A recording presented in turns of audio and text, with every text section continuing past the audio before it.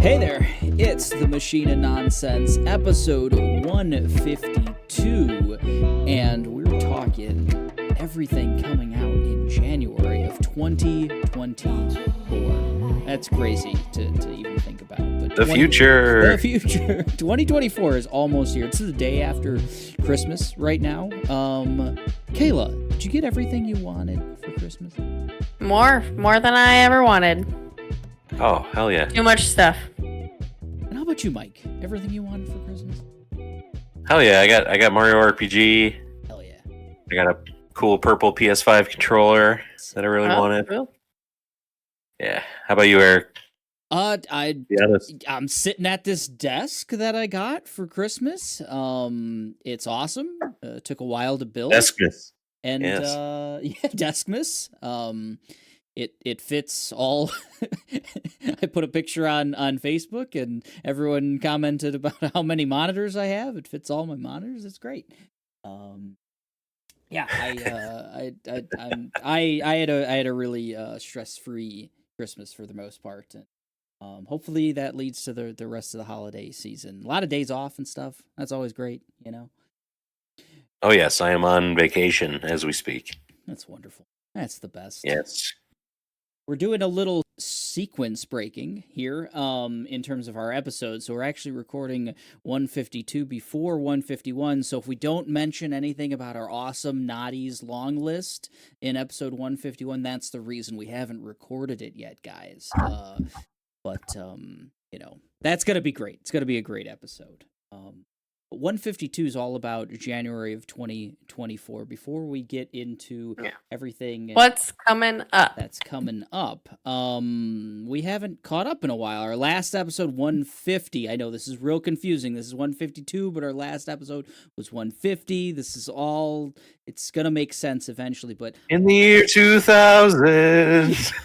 But our last episode was our streamed Jackbox stream. That's on YouTube. Go check it out. The version that's now on YouTube is actually better. There were minor technical issues in the stream. I don't know that anyone noticed them, but I noticed them. So I uploaded a better version of it. So the version that's out there now is the full the canon version of our 150th episode. So go like Ridley Scott with no cuts, man. Yeah. No, yeah, I guess this is Fisher cut. It is the extended. It's kind of the director's cut. Yeah, it kind of is. In a sense, I'm a modern day Ridley Scott. You're right. But yeah, we haven't had an opportunity to see what everyone's been up to. Mike, I know you've been in the salt mines, the Saltburn mines, right? Checking out. Yeah. The talented Mr. Ripley, from Emerald Fennell, creator of Promising Young Woman. And this is, it's on Prime. And have you guys seen it yet? No, we have not. I think it's a lot of fun. Okay. It's not a fantastic movie. It's Barry Keoghan as talented Mr. Ripley kind of character. And fancy boy from Euphoria. I forget his name. Jacob Elordi? Jacob Elordi. Is that the tall one? That's a tall one. Yes. Tall. Yeah. He is also Elvis and Priscilla. But anyway, he is like the rich boy. Everybody wants to be him. Big man on campus at Oxford. And Barry Keoghan is presented as like just a scholarship, like barely making it kind of, poor kid. And they develop a friendship, and Barry Keoghan tells him, starts opening up to Felix about his life and stuff, and how he's probably he's going to have anywhere to go for the holidays and such, and winds up at Felix's house for break. And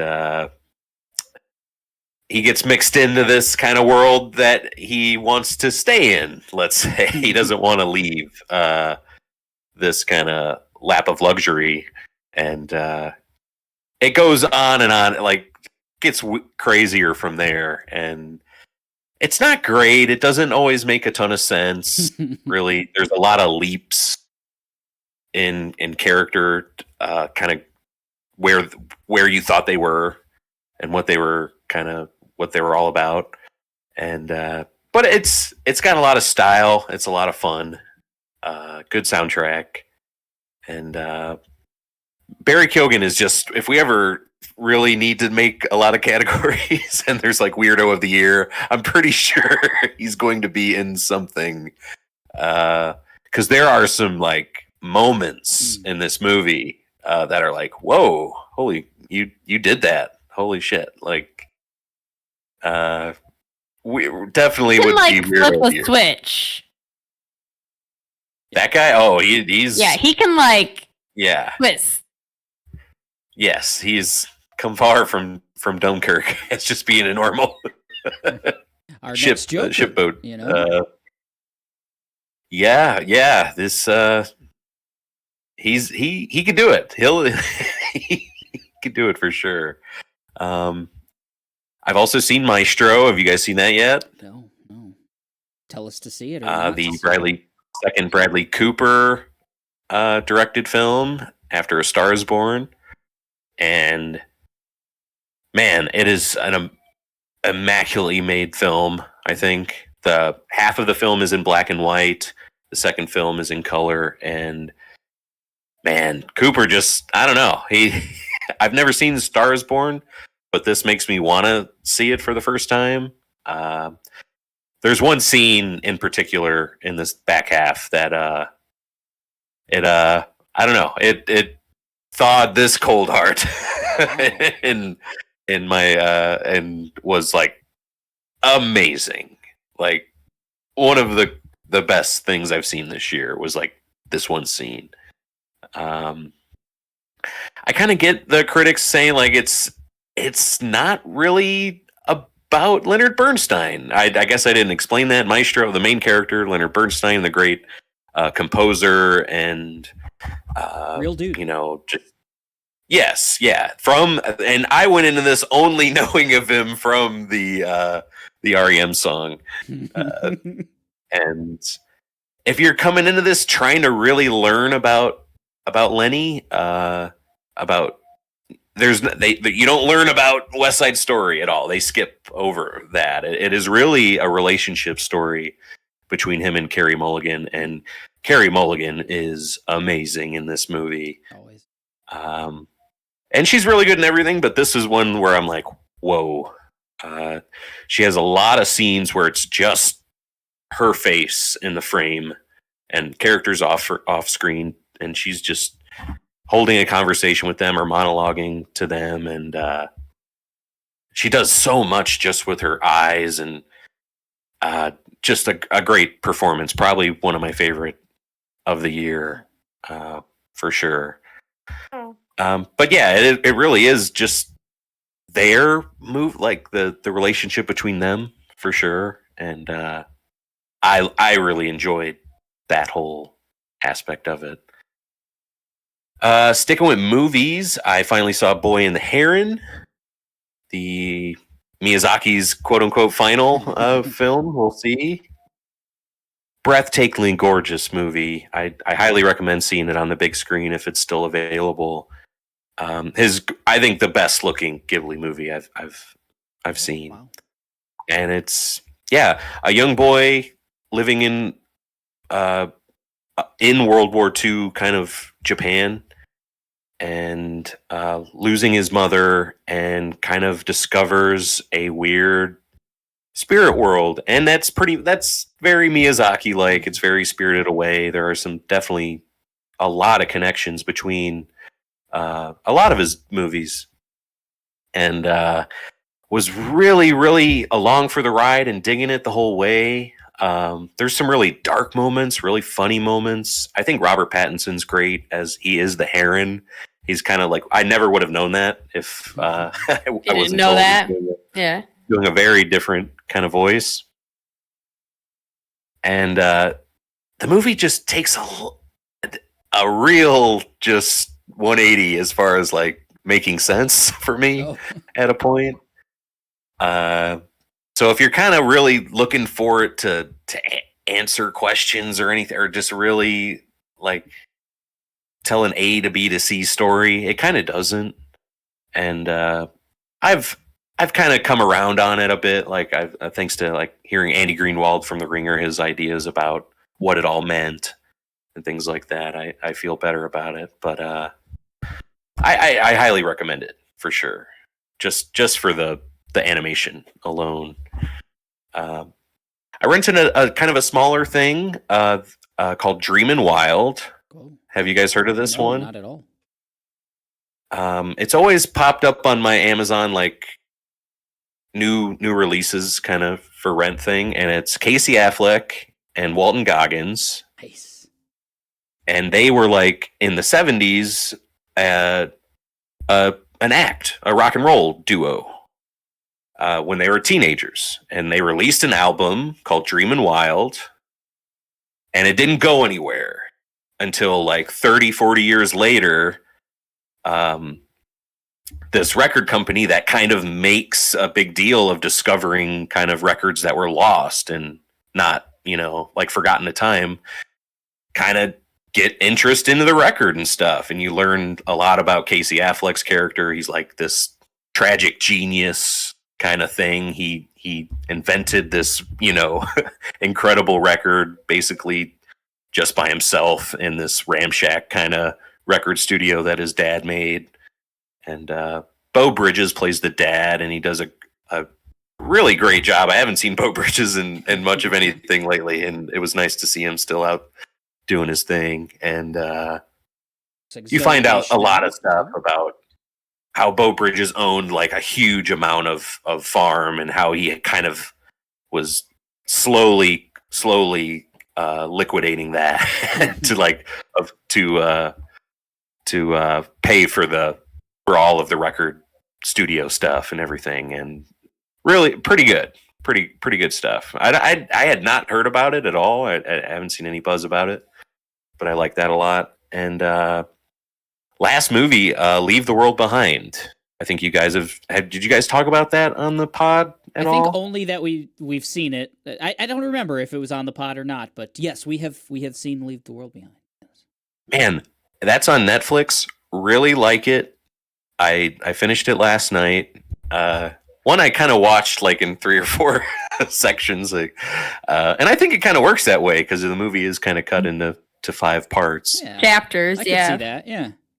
And this is Julia Roberts and Ethan Hawke kind of rent an Airbnb for the weekend, just kind of spur of the moment. Leave the world behind, Right. And weird things happen, like an oil tanker washes on to the shore while they're on the beach, and the internet's not working, and they're not getting cell service. And then Mahershala Ali knocks on the door. He claims to be the owner of the home, the whole New York Middle City. of the night. You're right. And, there's a huge blackout. Can he, I'll refund you the money, Julia Roberts is not happy about this at all. And it's after that, it's like just these two families trying to, it's Mahershala Ali and his daughter. I forget her name, but she was also from Bodies. Malala, I think her name might be. Okay. She goes by one name. I know that. Oh, yeah. Interesting. Malala. I'm sorry. I know you're listening, Mahala. Mahershala. Yeah. And you kind of just see these two families going through all right, what could be happening right now? Is there an invasion? Is there, could it just be, two kids in, Korea, that hacked us in a prank? And it just escalates from there, and really good movie, I thought. Eric's smiling. I'm kind of surprised he likes it as much, because it's another movie that kind of doesn't give you all the answers you might want from it. But I think it's kind of like a Garland kind of thing, where it's just going to leave you thinking a lot and asking questions instead of worrying about all the answers you might not have gotten. Might be the best M. Night Shyamalan movie I've ever seen. But more to come, I think, on Leave the World Behind, possibly in our Naughty's talk. I don't want to give too much away, but yeah, I smiled a lot because I really enjoyed that movie. But still catching up, keeping up with Fargo. Really enjoying that still. How many more does that have? I think it's got like 3 or 4 more. Okay. I think this was just 6. I think there's going to be 10. So yeah, I think 4 more. Really good. I've it's every week I'm like, man, I wish I had the rest. After every episode's done, and really liking that. Really have tried to start a lot of shows. Blue-Eyed Samurai I've tried to check out on Netflix. I'm trying to get Vinland Saga in because I feel like Ryan and Demetrius might be bringing that to the naughty, so I want to be educated on that. Other than that, finished Jusant on Game Pass. That's like Don't Nod's rock climbing kind of game. That's the studio that's done like Life is Strange, so it's like a really weird to go from a teenage Telltale adventure game to this not really mechanics heavy because it's really easy to really do. It's not like you can climb anywhere like Breath of the Wild. It's really Uncharted style. Like you see the handholds that you can grab in the mountain and stuff. And the game does a really good job of just mixing up environments, and it kind of makes sense in the story. It starts like in a deserted desert wasteland. You're trying to climb up this spire, and it kind of turns into underground kind of ish, into cold, and it does it in clever ways. It has an interesting story that I kind of found impenetrable at points, just because they use a lot of different lingo in this game, like a lot of different kind of slang and stuff for things, but pretty cool.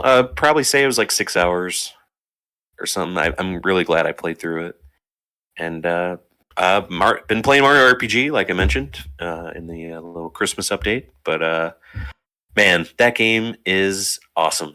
It is so good.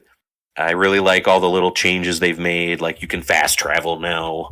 If you've been to a certain city on the map, you can just instantly go there instead of having backtrack or anything. The little changes to the script I've noticed, like certain characters, like Frog Fuchsius is now called just the Frog Sage. Mac the Knife, which I don't know if that's maybe some kind of copyrighted thing. He's not called Mac the Knife anymore. He's Claymator or something like that. Or and then like little lines like in the maze, there's a line where Malo has to hold Mario back, and he's like, "Hey, what do you think? You're Bruce Lee or something? You're gonna go in there and kick butt or something?" They kind of changed that. They ixed the Bruce Lee line completely. So stuff like that I guess they just can't get away with now. Isn't there like a Princess Peach vibrator gag in that game? I want to say it's still in there, and that's kind of weird. Like it's just like Princess Peach's question mark, and then like her handler or like den mother or whatever is like, "Hey, you can't have that, but here, take this instead," and gives you like a some kind of healing item or something. Sure. Okay. Yeah, I thought I remember that. That's strange. It's strange. Yeah. Oh boy. But have you seen Eric? They're in Booster's Tower.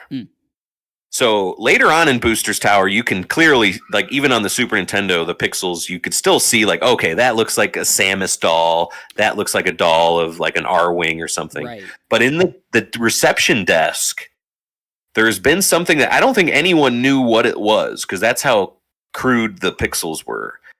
But in the update, it is the armor from the Magitech armor from Final Fantasy VI has always been sitting on that desk, and no one knew it just because it didn't look like it. And now you can clearly see on the desk that it's Magitech armor that on is there. So cool. Oh, yeah. Wow. That's awesome. But that's me. That's sorry for talking so long. But... back when Square and Nintendo got along. Goodness gracious. That's all. Right. Oh, yeah. The good old days. Well, I don't think we have a very long list, Kayla. I think we've been consumed. Good word for it. I would call it that. About 105. I would call it ensnared. Ensnared. I would call it ensnared. Good call. Good. That's a pun you don't get, Mike, because you haven't played Baldur's Gate 3 yet. I get it, man. I played D&D before. I know. I know stuff. Fake ass gamer. Kayla and me have been playing a lot of Baldur's Gate 3. A lot. And what do you think of Baldur's Gate 3, Kayla? Hours just disappear in that game. Disappear. I could tell you I didn't have like high expectations for it. It wasn't the way it was marketed. Wasn't really sold for me. I'd never heard of Baldur's Gate before. This wasn't a thing I was familiar with at all. And all I knew is you can have sex with a bear. And that doesn't sell it for me. But it was, game of the year, blah, blah, blah. Okay, we got to play it. And 100 hours later, here we are. I'm still like, hurry up, get this podcast over with because I want to go see what's up. Oh, man. Baldur's Gate.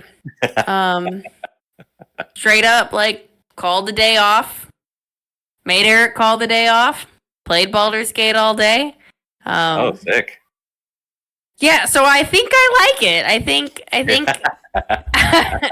because all that happens and it's like, yeah, it you don't even realize it has taken that long or any of that doesn't even bother you. I don't know.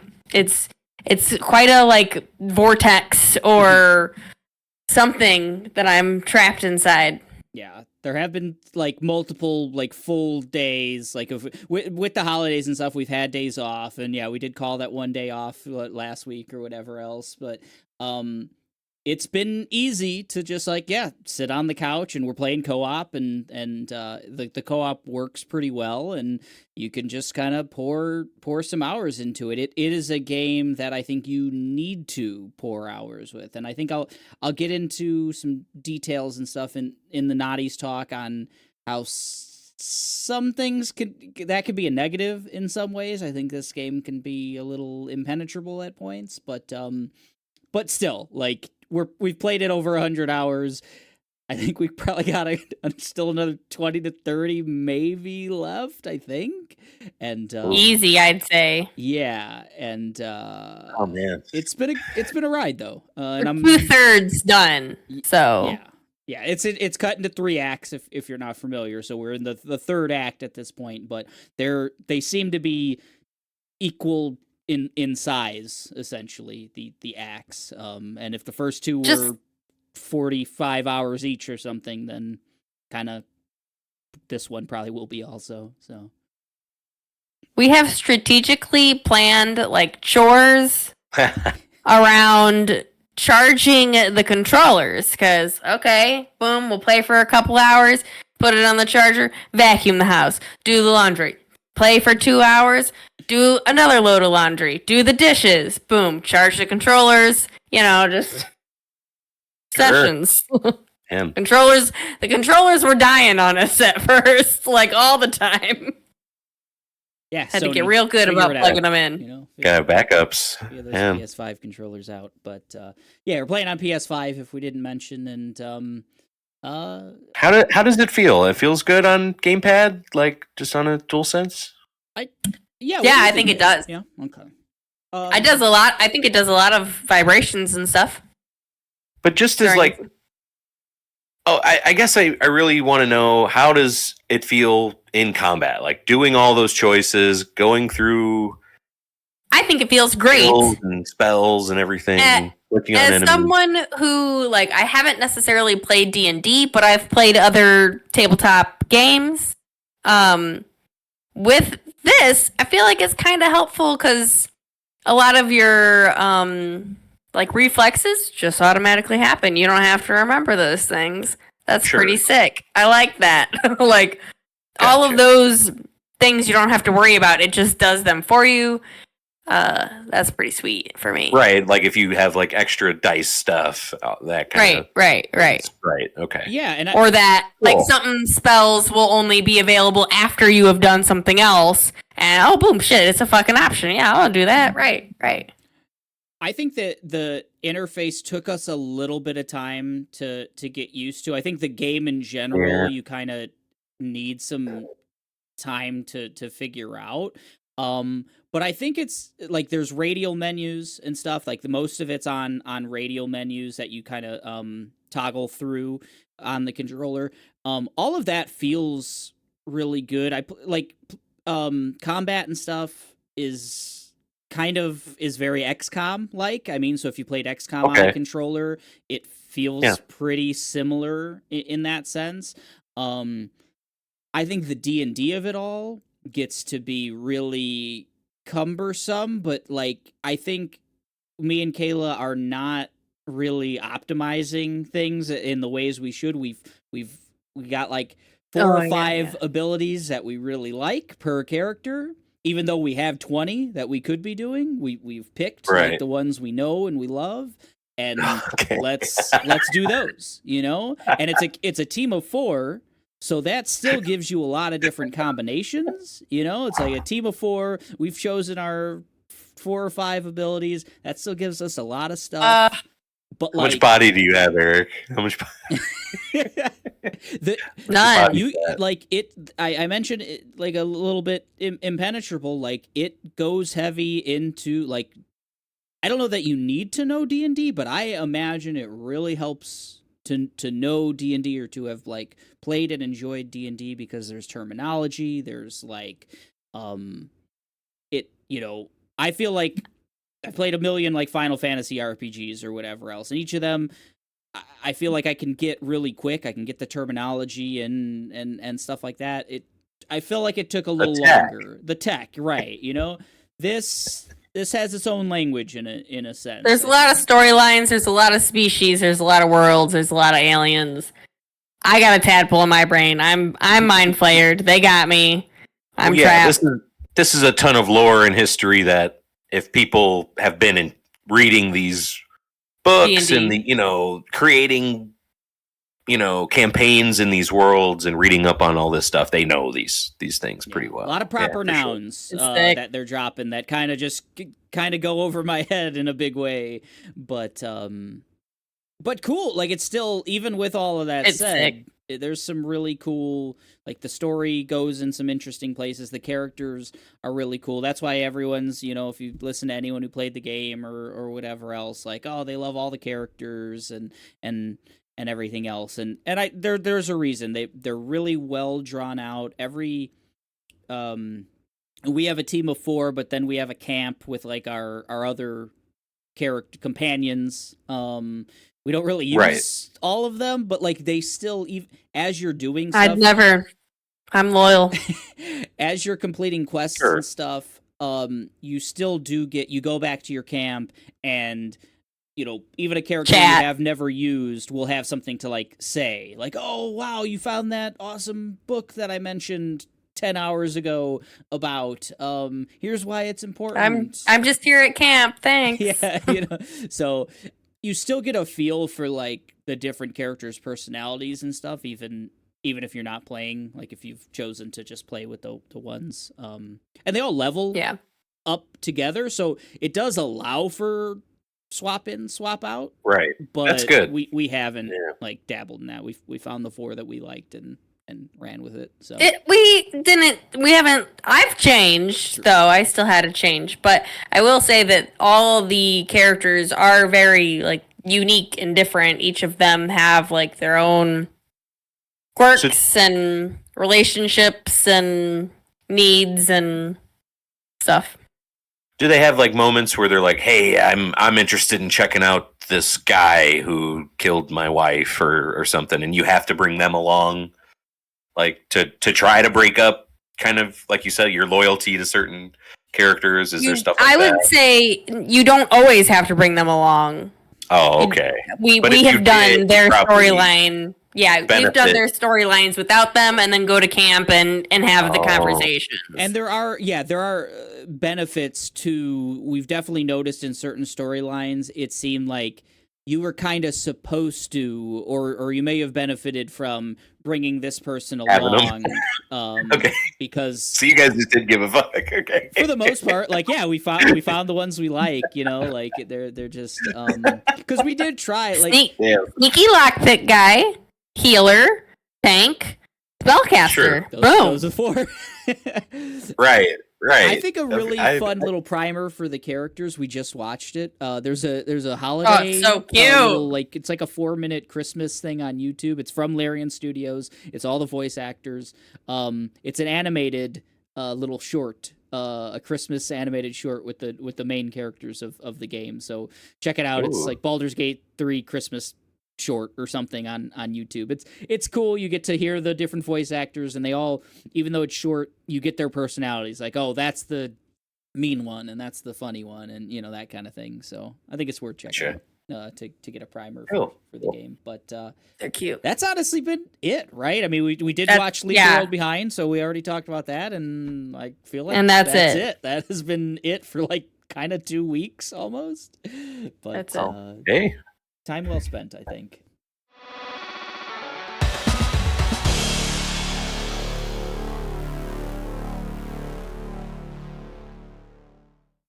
January. Forget 2023. We're done with it. Best year ever. We'll reminisce another time. Yes, we will.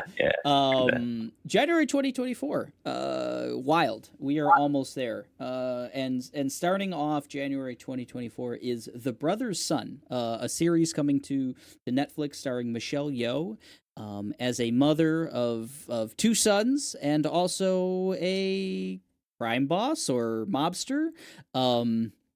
It looks. I got real kind of like Kill Bill vibes. There's even the song from what I think it's Kill Bill Volume 2 in the trailer is playing. It's like He Shot Me Down, I think is like the main that song.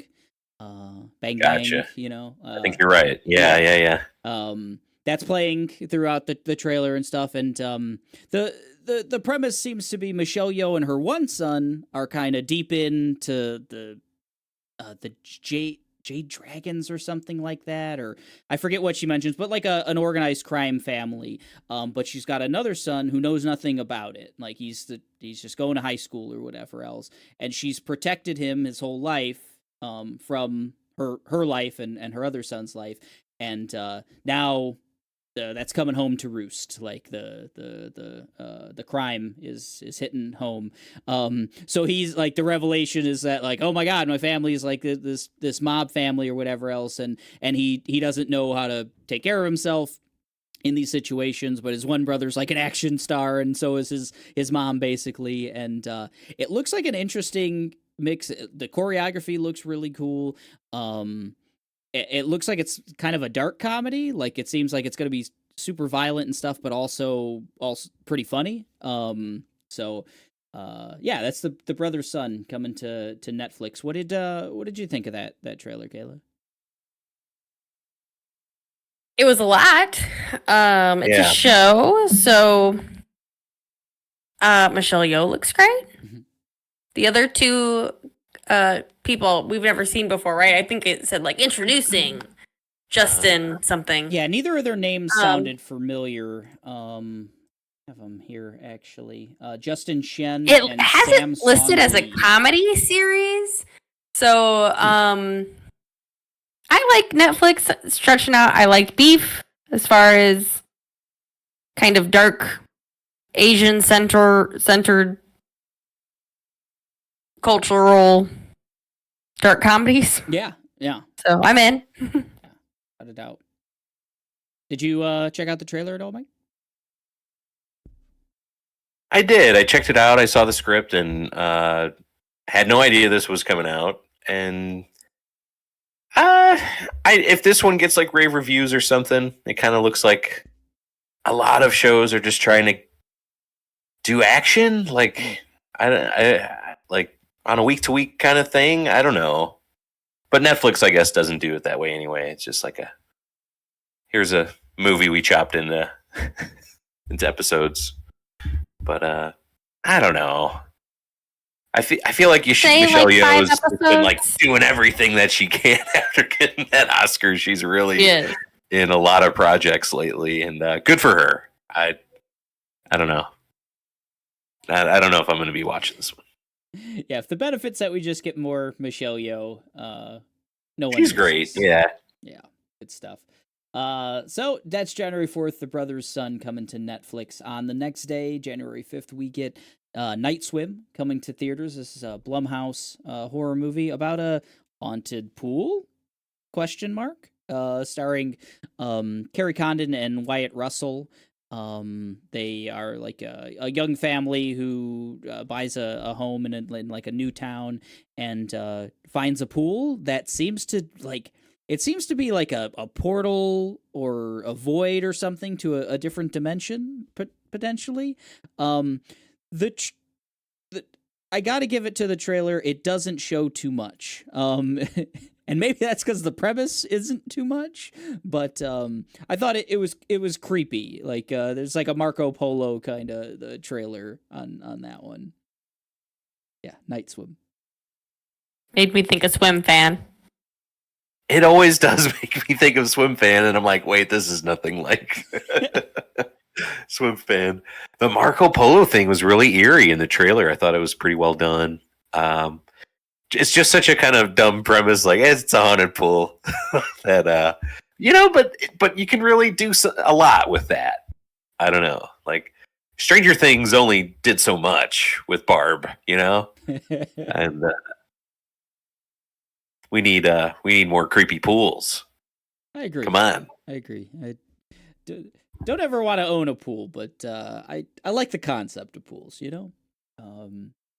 So that's Night Swim coming to theaters on January 5th. January 7th, we get the 81st Golden Globe Awards. We didn't have a chance to really discuss any of this, but I want to name off some of the nominees because there's at least some really compelling nominees on the Golden Globes. Sure. So Best Motion Picture Drama. We have Anatomy of a Fall, Killers of the Flower Moon, Maestro, Mike's favorite, Oppenheimer, Past Lives, and The Zone of Interest. Best Motion Picture Musical or Comedy, we have Air, movie I quite enjoyed, American Fiction, Barbie, The Holdovers, May, December, and Poor Things. And then Best Motion Picture Animated, we have Boy and the Heron, Elemental, Spider-Man Across the Spider-Verse, Suzume, the Super Mario Brothers movie, and Wish. So tons of really good stuff there. I'm interested to see if the Golden Globes and the Oscars have anything in common or anything. I'm a mark for the award shows. I don't know. I like seeing that stuff. So I'm gonna watch this. I never watch it. This one's kind of weird. They always had like Ricky Gervais hosting them for a while, and I just don't like that dude. And I don't know. These awards, isn't it like not the foreign press? They did, yeah. They like disbanded. It's like a different body. Yeah. So maybe that will be different. They were always like the butt of the joke, like just like who are this like cabal of people who just want to hang out with John Travolta or something, or Tom Hanks or Tom Cruise, all the Toms. They love the Toms there, the foreign press, and. I don't know. It is fun to see. I always think of it just as a stepping stone to the Oscars, like just kind of a litmus test of what. Okay, Anatomy of the Fall. What's getting talked about? I need to see that. Like, and of course, I want to see all these things anyway. It really just brings home a point that I texted to you the other day. There's so many movies right now. It's like all of the movies that I've been hearing about from all these fucking.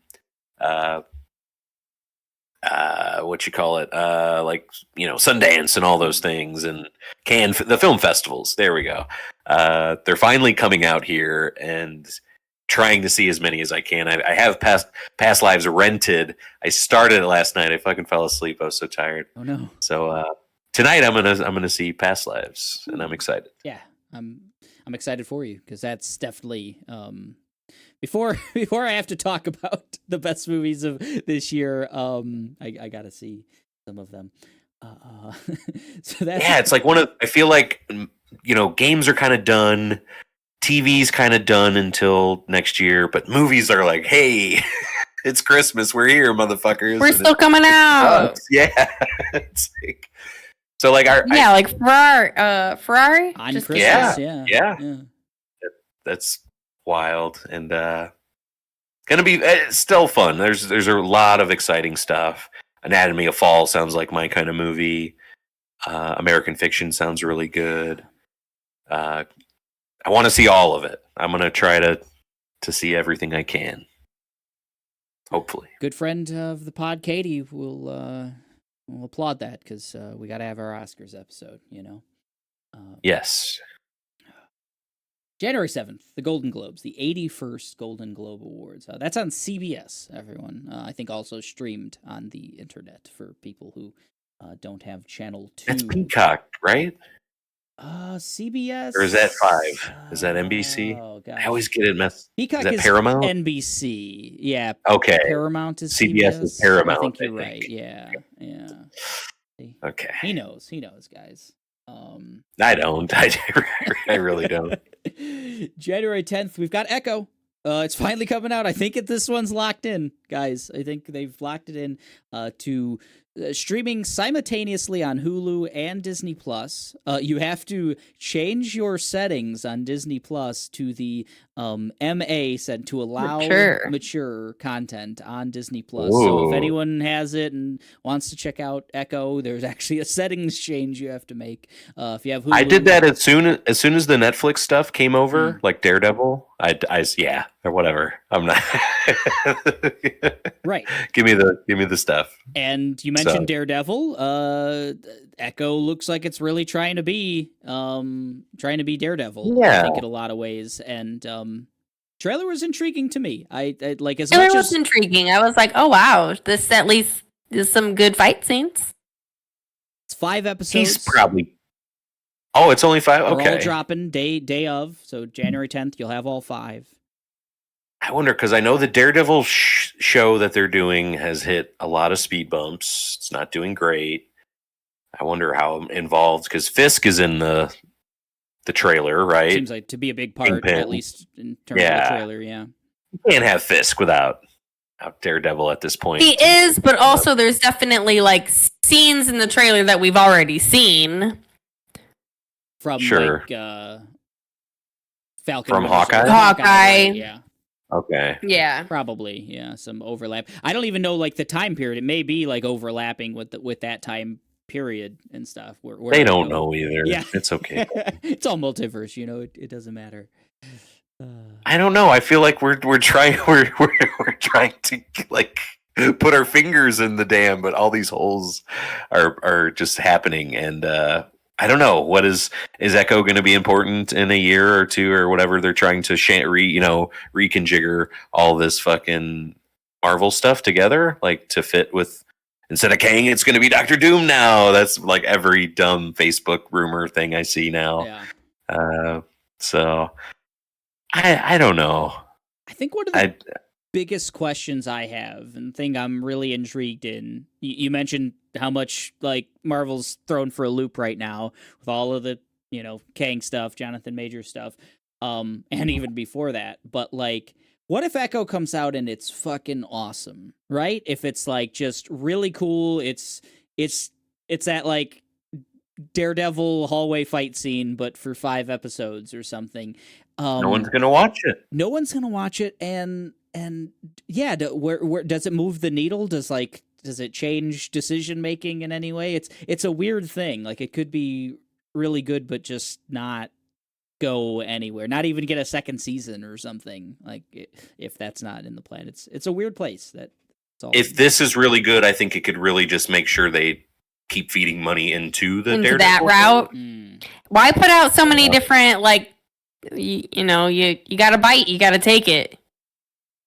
Yeah, I've kind of said it before. Like they're trying to do weird stuff with Doctor Strange, and they're trying to have this street level stuff, and they're trying to have the galaxy like and the magic and the everything. and I don't know. None of it has really stuck. I mean, or sticked. Well, Stick, that's the guy from Daredevil, right? Oh yeah, you're right. Yes, sticks. So we knew. Yeah. And I think they really need to do kind of what DC has already started with fresh new 52 or whatever, like we got a new Batman for you. But don't get rid of Pattinson yet. Give that a chance. Well, no, like I think I know. Still involved like in his own thing. The James Gunn stuff, I guess, is still very much in flux. But anyway, I kind of wish Marvel would. It's time to kind of do that, to hit the button. I don't know. I'd be for it at this point. I wasn't for a long time. I was really hesitant. But something's got to change, I think. And hibernate, make Fantastic Four and X-Men work and make really good sense, like you did early on with the Iron Man stuff and all that. That's what I wish they would do, but they're pressing ahead. They're shoveling $100 bills into the furnace to keep things running. Well, we will see if Echo sticks on January 10th. Make sure to change your settings to mature on your Disney Plus. The next day, another mature show, Ted series this time, coming to Peacock. I laughed quite a few times. I'm not sure if I've seen. There's 2 Ted movies, I think, right? I'm not sure if I've seen either of them. I'm usually like. I've watched Ted with you. Oh, we've seen Ted together? Okay, then I've seen Ted then, apparently. It's that memorable. I like Seth MacFarlane for the most part. You love Seth MacFarlane.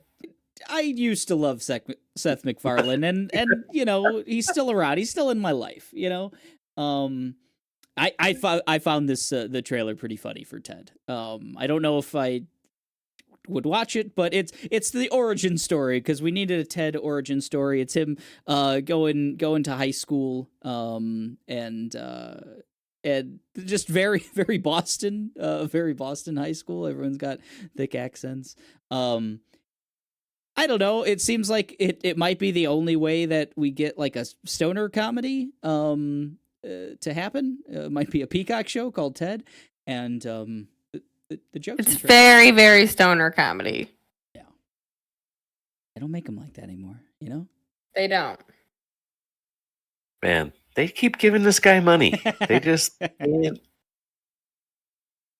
because he was like the last one to do it, to really make like animated Kingdom Empire.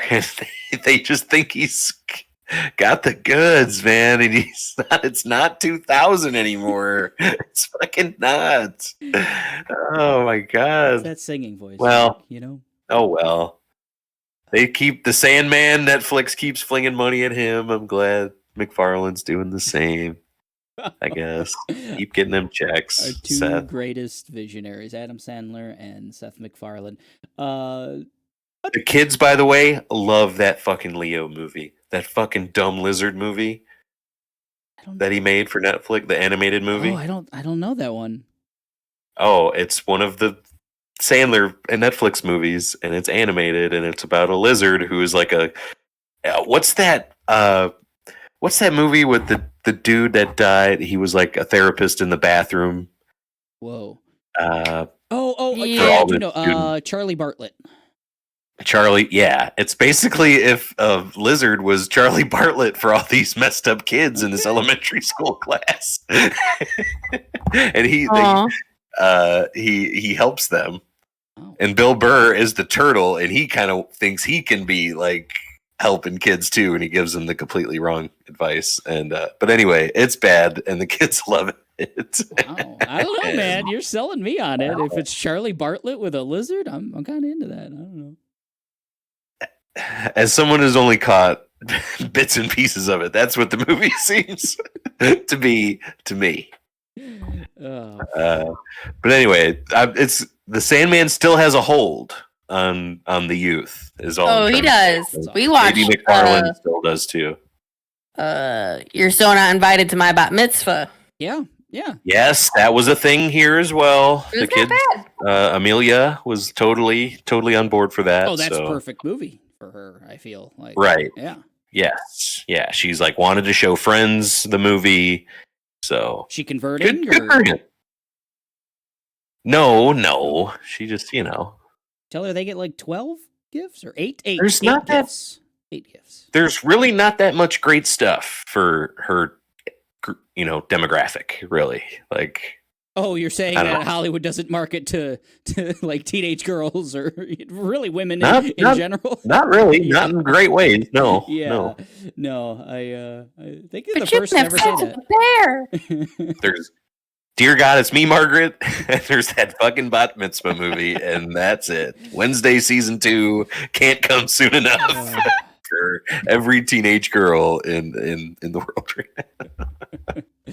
Oh, speaking of, we like the Marvels, though. Yes, yeah, Marvels. That's kind of good.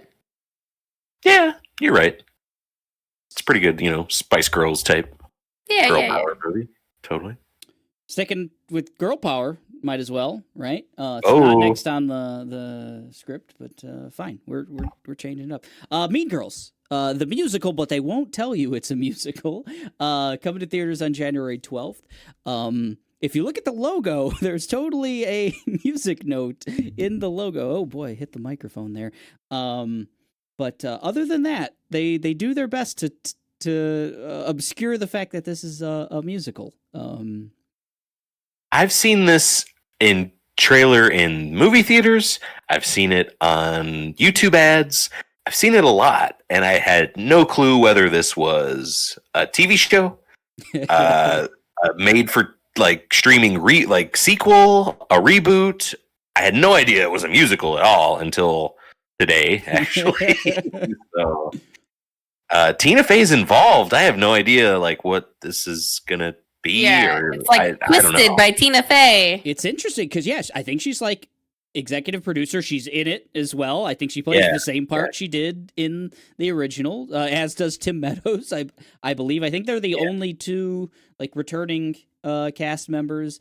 I think you're right. Mean Girls is really good, like the movie. And this is the same story, but I think it's slightly modern in the sense they're taking the same situations and stuff and oh god, it's The Last of Us remastered a little bit. It's a little bit, but and adding music hey, give me a Last of Us musical aside here, and take my money.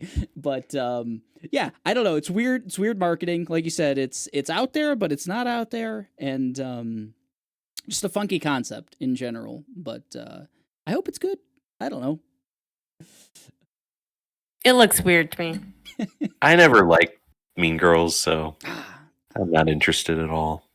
Well, but let's get back to the actual order of the script. Yes, because speaking of animation, which we stopped talking about, but remember when we were talking about animation? Bluey, it's coming back for season 3B, as it says in this script. They do what, half seasons? Is that how that works, Mike? I thought we already had our second half of 3, but hey, yeah, give us more Bluey for sure. The kids will be great. I think they have no idea that this is happening. So, and I'm not going to tell them. I'm going to try to surprise them on January 12th. But yeah, man, Bluey is the best thing. And need more of it, as it helps. Bluey. It helps every parent in the world, I'm sure. Just for as much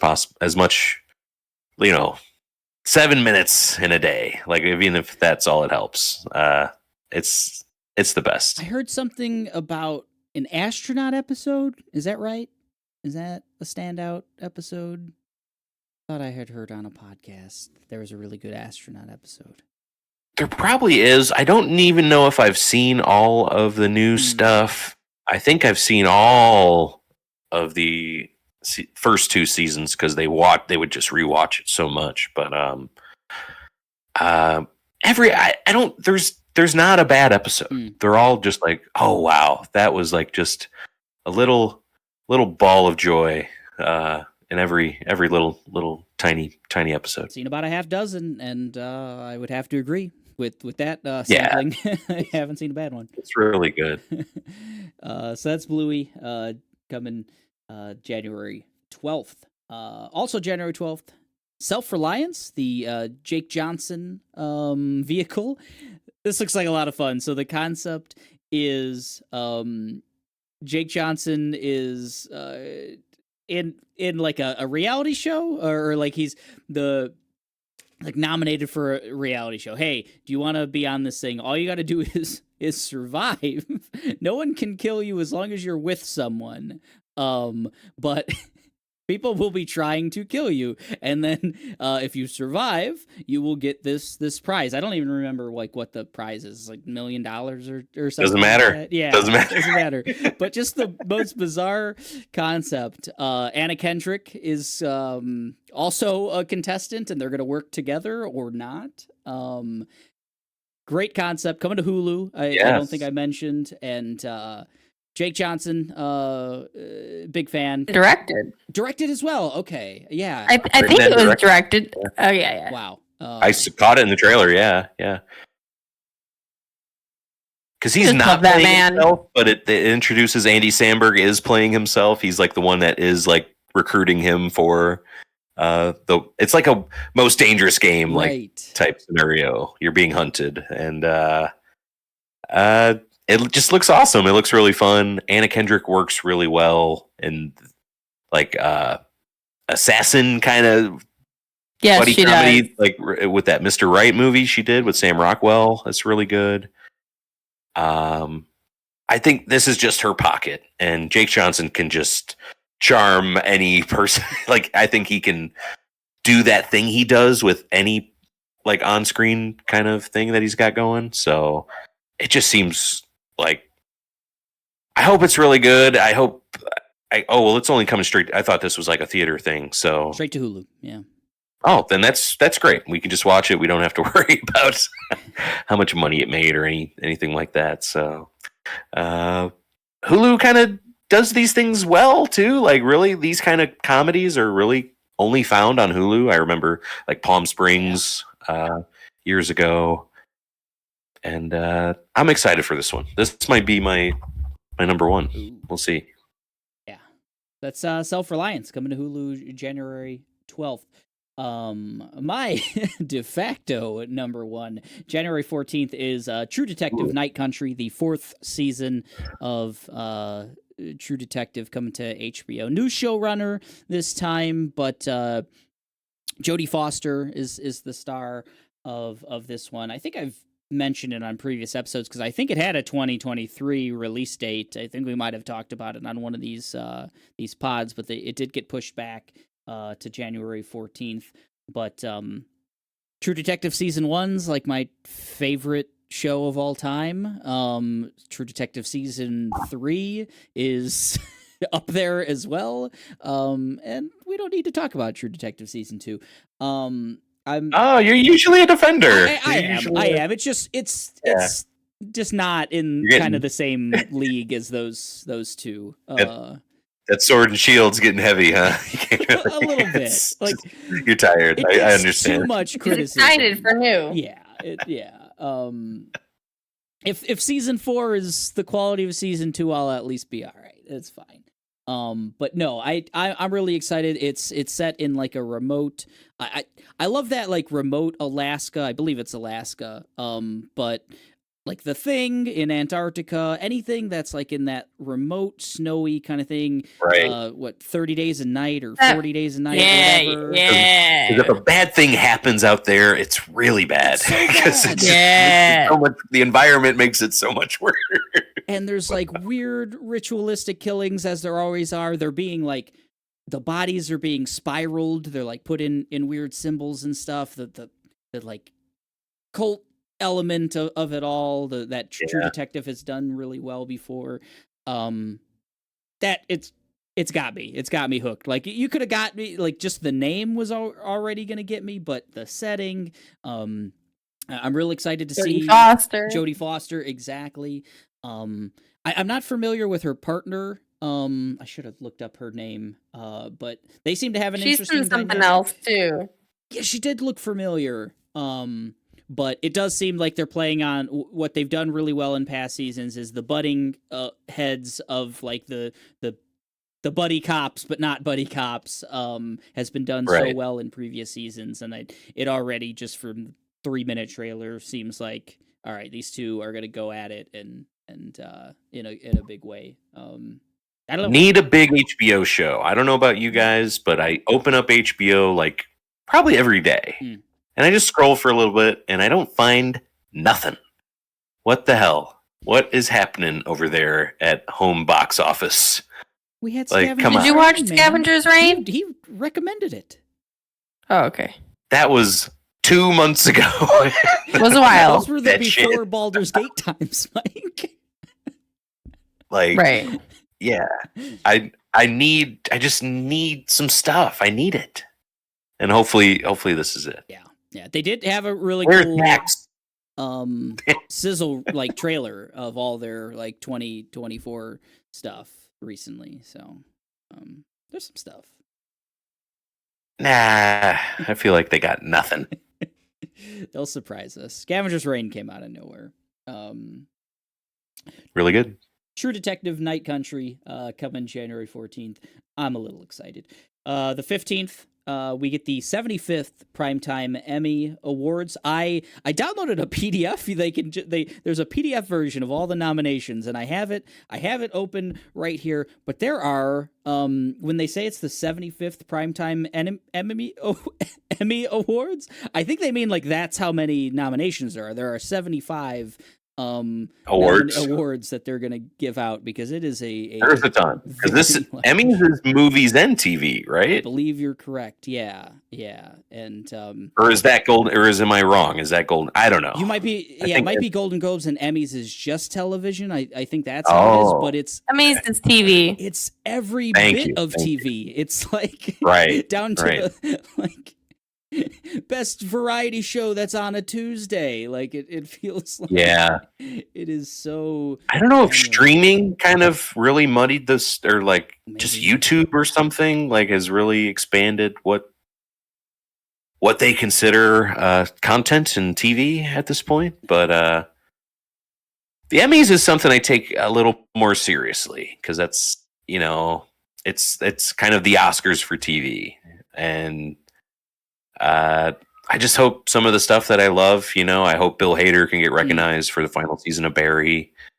I don't even know if he's nominated per se. I just kind of assume that he is because Barry was so good. But stuff like Succession, like there's a lot of my favorite stuff that ended this year, and I just hope it can be recognized one last time or one time at all.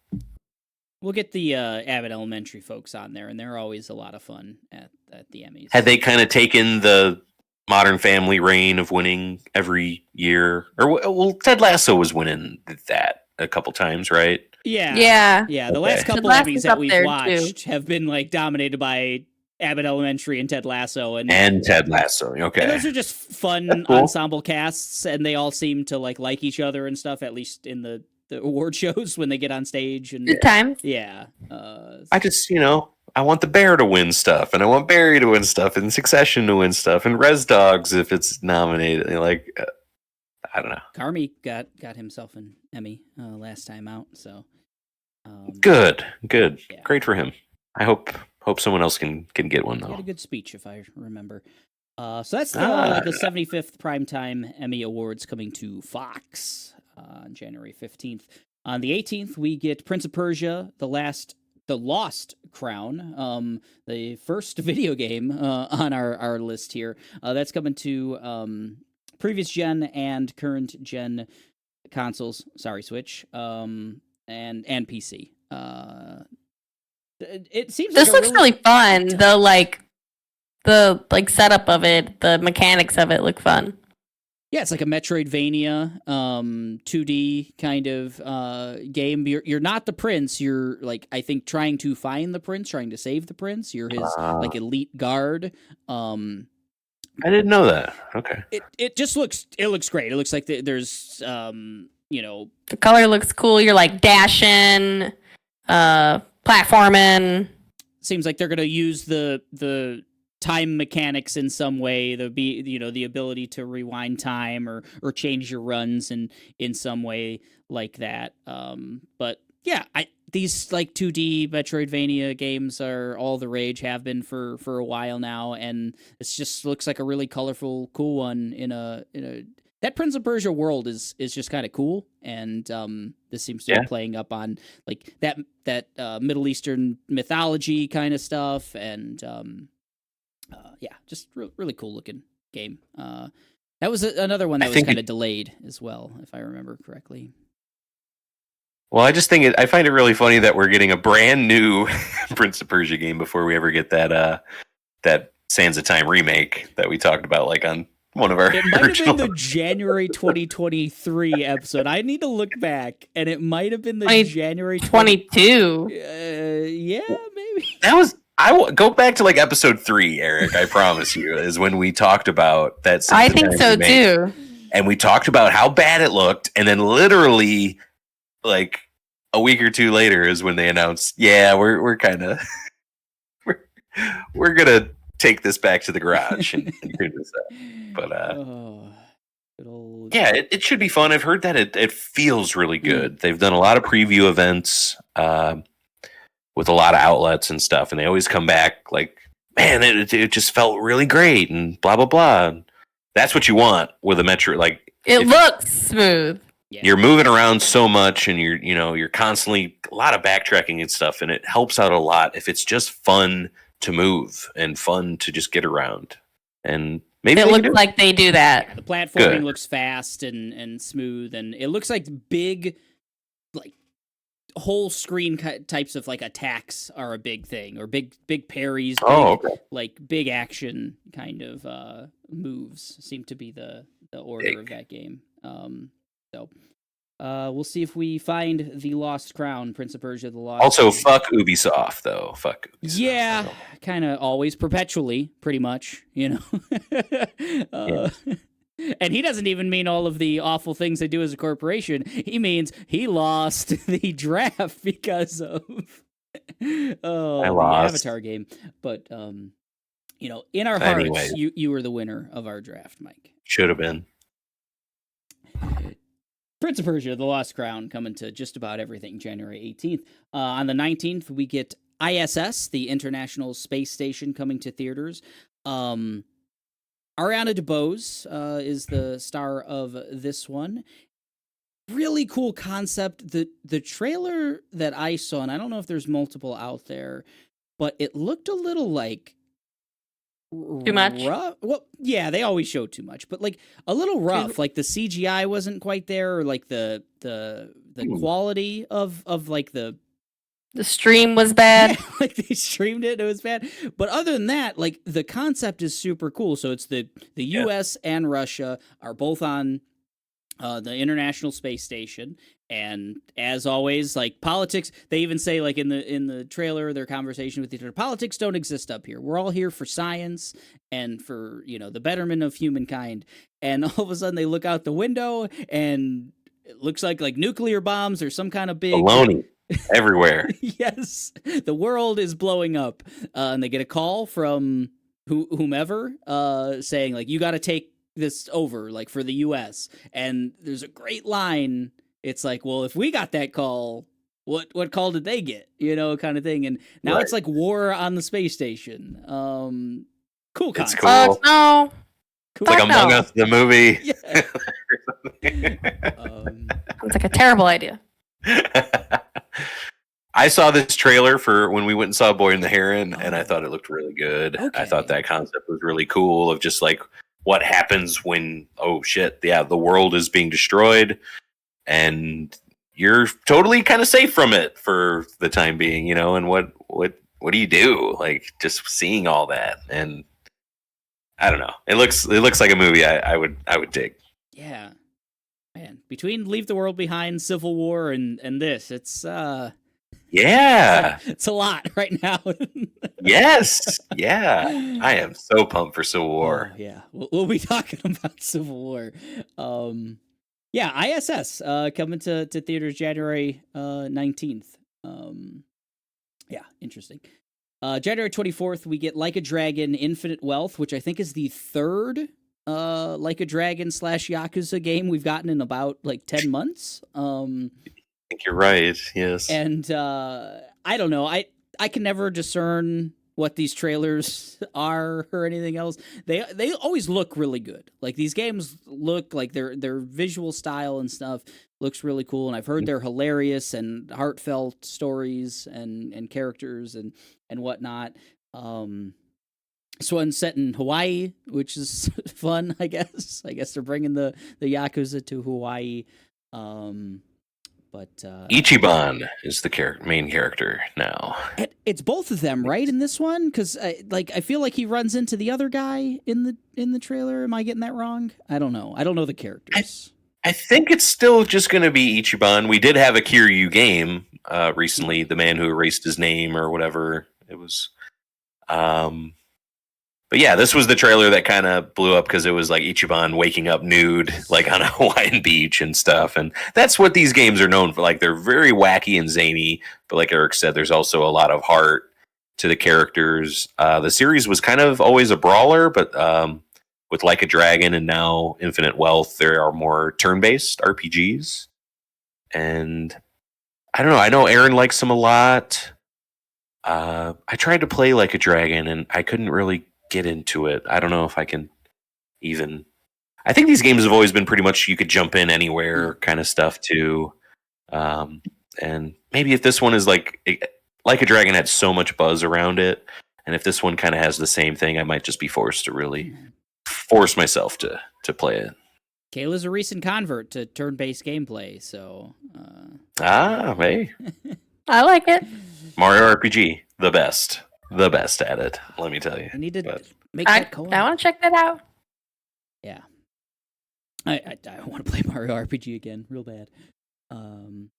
So that's Like a Dragon Infinite Wealth coming to PS5, 4, Xbox Series, Xbox One, and PC, January 24th. Masters of the Air is coming to Apple TV Plus. It's a limited series coming January 26th. This is starring Austin Butler. I remembered his name. Oh, man, I can never remember that dude's name. A guy who I really enjoyed in Elvis, surprisingly, and I think he looks wild in Dune 2, and I'm kind of excited to see him in a series, which is interesting that he's taken that route. This looks interesting. So, as far as like I don't like war movies, but I do like war movies. You know, they're a struggle, but it looks interesting. Looks better than Maverick, so yeah. As far as like doing shit in the air, I got to agree. At least for like this is. I don't think we mentioned it, but this is a World War II. Seems to be like the early days of World War II when the U.S. was like kind of sort of getting into the war, but maybe not really, kind of thing, helping out like the British Air Force and stuff in the early days, similar to like the story of Pearl Harbor in that movie. If anyone's seen that one. But it just looks cool. It looks like, once again, Apple spent the money to like make really cool battles in the air. Big, huge, massive, hundreds of planes and stuff. Yeah, and then it's also just it's war. It's World War II. So that's always. Who's with him? It's Buddy. It's Austin Butler and. I didn't catch the other guy. He's another guy too. He had a face. He had a face that looked familiar. He's had such an interesting kind of like choices. Like I'm gonna be Elvis, and then I'm gonna attach myself to Dune 2 and completely change the Elvisness that I just fucking put on. And then he's got bike riders happening, and this. And he just looks like perfect for both of these things. Just the way he looks like with the leather jacket and how he looks, with the goggle helmet and this and stuff like that. It's just like such a Marlon Brando, like that era kind of thing that he's kind of trying to do, like these, war epic, and then devil without a cause, kind of rebel without a cause, whatever kind of, James Dean turn. And I hope it works out for him. I think he's cool. I like him. Yeah, I guess he's James Dean. Like, he's just trying to be James Dean, right? But not, Yeah. die, I guess. Hey, he's got time. He's got time. The other guy is Callum Turner, and he's in that Boys in the Boat movie that is coming out or came out. I think he's also in came out as well. I don't know Harry Potter stuff. Oh, Okay. Boys in the Boat? Yeah, I don't think I've heard of that. It's like a rowing team, like an Olympic rowing team thing. I did see the trailer for that. Yeah. Yes. Looks intense. Feels like a throwback to me, like one of those throwback kind of movies that came out a lot in the 90s. Barry Keoghan's also in Masters of the Air. Oh, is he? Good, yeah. Oh. He was listed in the cast. Nice. Makes sense. He also has that very 1940s face, I would say. Like he does like The three of them very much do. Yeah. Like you just plop him in, and it's like, oh yeah, that's a guy that was around 100 years ago. Yeah. 3-piece suit, Right. top hat. Yeah. There we go. Yeah, definitely. Masters of the Year, limited series. Love a limited series. Just get in, get out. Coming to Apple TV on January 26th. Miller's Girl coming to theaters January 26th. This is Jenna Ortega and Martin Freeman. Didn't want to call him Gordon Freeman. That's a different guy completely. Gordon. There's even a warning in the trailer that says like this, something to the effect of like the behavior in this film is problematic or something to that effect. It's not I'm butchering it, but like it's interesting that they know right away that the subject matter in this is gonna be kind of triggering or what have you. So the story is Jenna Ortega is a young college student, kind of latches on to Martin Freeman, her professor, and he seems to latch on to her as well. And She's a writer. He's a literary professor, right? And she's also like a phenom apparently in like as a young writer.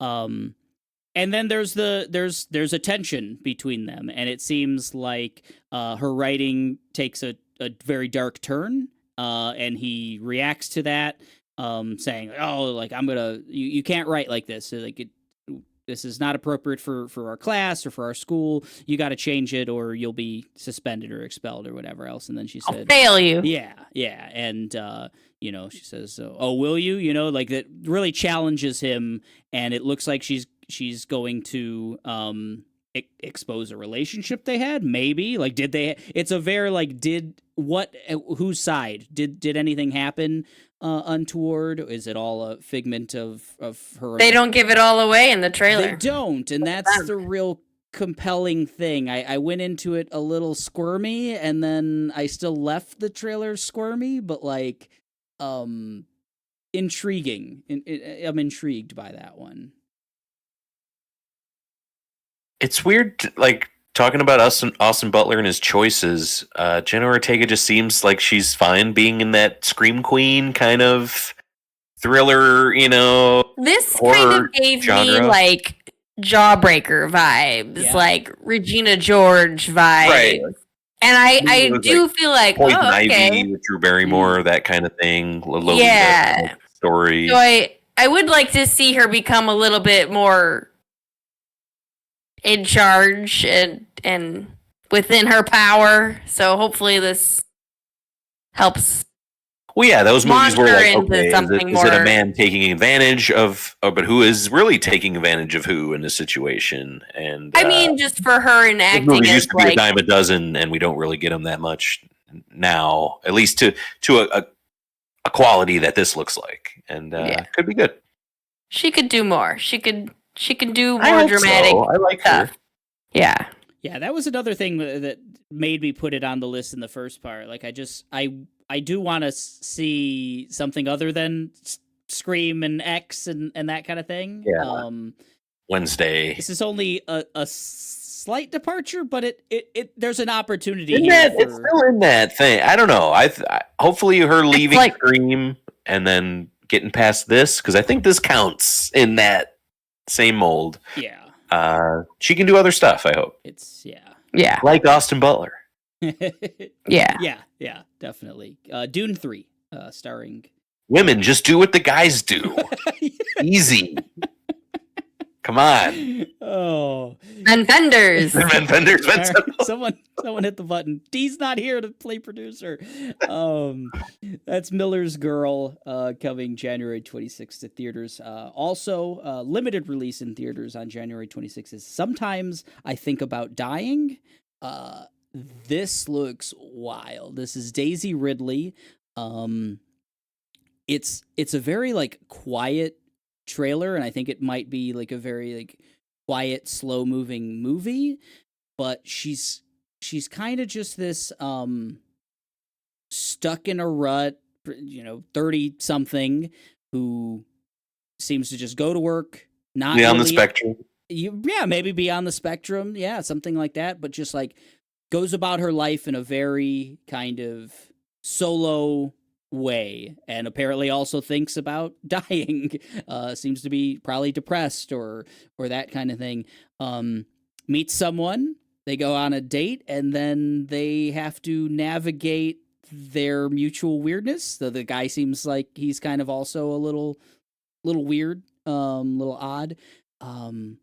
But there's really cool, like, just visual. I think it's visualizing her detachment from reality and stuff. So there's some real psychedelic kind of vibes to scenes in the trailer, and I don't know. This one just looked really cool to me, and I keep trying with Daisy Ridley. I want her to. How was The Marsh King, Eric? How was that? Well, it's coming to. I saw it to like Prime or something soon, so we'll see. You can rent it. No, you didn't rent it yet. Yeah. Darn. Protecting Baldur's Gate. Yeah. Yes. To put Daisy Ridley in Baldur's Gate. My Ridley tickets are gone. My Daisy stuff. I'm not there with it. This one kind of felt. I mean, maybe less comedic, but like that movie you really liked from last year. What was it called? About the guy wanting to kill himself. On the Count of Three? On the Count of Three, yes. Yeah, that movie was great. This does not look like that. This does not look like it. I think it's the same. Looks like Benny and June, but sadder. I don't know. Oh, sad Benny and June. Sometimes I think about dying. Fine, I'll go see it alone. You better. I don't care. January 26th. The final thing on our list, the Mike drafted in 2023 game Tekken 8 coming January 26th. Current gen only, so that's only PS5, Xbox Series X and S, and PC. And it looks like it. This is a complete batshit trailer.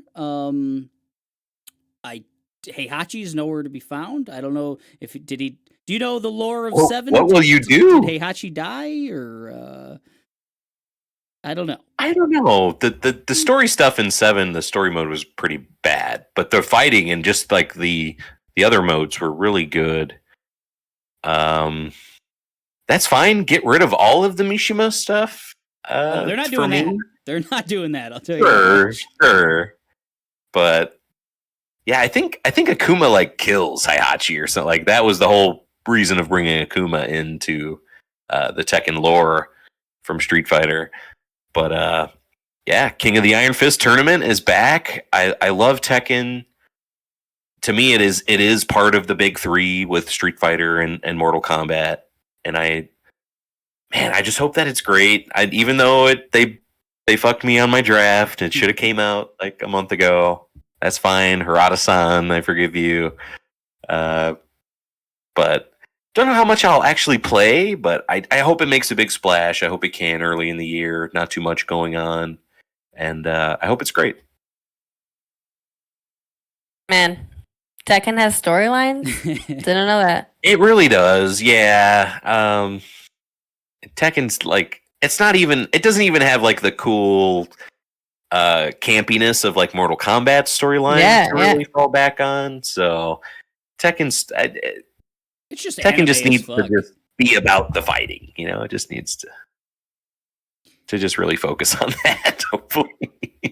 At very least, it is pretty. It looks really, really good. I'm excited to see how it actually plays and runs. If they can make like the best looking, that's how they're going to do it. Because like Street Fighter's just got like a lot of style and the character customization stuff and blah blah blah.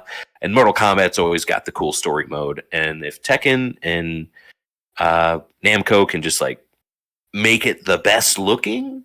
And really, like when they do, because 7's big thing was the slow motion, like who's gonna hit each other at the end thing. And if that just looks amazing when you close in on Jin's sweat pouring down as he's punching Eddie Gordo or something, like I don't know. Maybe that's how they create the buzz and the fervor and really get the fighting game community to stick with it. I hope so. Heard 4 different languages in that trailer, so it's certainly one of the most diverse fighting games out there. It's pretty oh yeah, they took the Street Fighter model with that and really just ran with it for sure.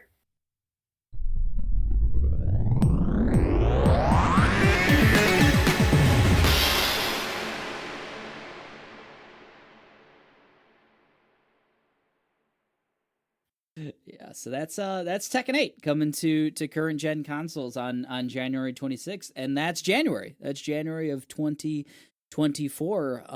What's the best stuff, guys? I'm down for True Detective Night Country. That's right. That's my pick. So, not a real flashy month, but a good month, I think, and I hope I.S.S. is cool. After watching like Leave the World Behind, I kind of want like another movie like that of like what's really going on. Maybe we don't even get to find out, and but it's more so about what we do know about like these characters on this space station. I need something like that. I am gonna pick. Well, I am most excited that there's nothing really on here that I want to pick because my plan is to play God of War and get to the DLC. Okay, cool. I've heard that Valhalla stuff is neat. And I've never actually played Ragnarok, so I want to actually play it and go right into the DLC. So feels good. That spear is real good. Oh, I dabbled, but you know. Sure. Start to finish. Man, yeah, that'll be fun. The first one, 2018 one. The heck out of that one. Okay, so Kayla's pick is the God of War Ragnarok DLC that came out in December. Good stuff. Yeah. Yep. January 2024 is not finished without some Naughties talk. So if you're listening to this episode, you've already heard our long list in episode 151, but January is the month we will be kicking off our actual Naughties conversation. At least 6 categories we will be filling.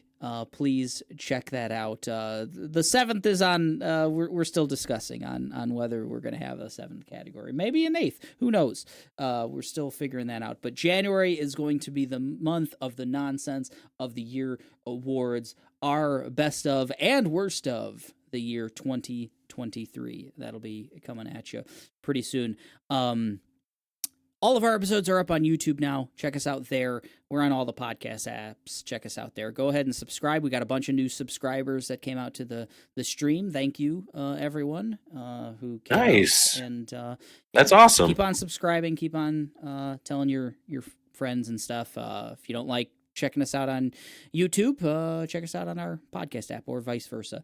We're on Facebook, Twitter, Instagram, all that. We're at The Machine and Like and follow. Like, follow. Tell your friends, join our Monstars fan group on Facebook.